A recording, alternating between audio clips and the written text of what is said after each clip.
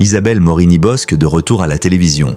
Elle évoque les obsèques de son mari. Le 10 mars, c'est à travers un bouleversant message publié sur son compte Instagram qu'Isabelle Morini-Bosc a annoncé le décès de son mari Alain, survenu le vendredi 7 mars, à l'âge de 73 ans, des suites d'un cancer. Il devait être le copain d'une nuit, il a été l'homme de ma vie, mon homme. Alain est parti vendredi, il aimait Dieu, les nôtres, la vie, ses amis, les miens aussi.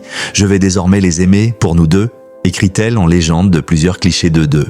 Moins d'une semaine après les obsèques de son défunt époux, ce jeudi 20 mars, la chroniqueuse a fait son retour à la télévision dans l'émission La Tribu de Baba, puis dans Touche pas à mon poste, désormais diffusée en direct sur YouTube. Lors de ses retrouvailles avec Cyril Hanouna, Isabelle Morini-Bosc a fait quelques confidences sur les funérailles de son mari. En s'adressant au producteur de 50 ans qui n'a pas caché sa joie de la revoir dans son équipe, la journaliste lui raconte « Le prêtre vous a cité vendredi, jour des obsèques de son mari, NDLR. Il a dit « Je remercie Cyril Hanouna et toute son équipe.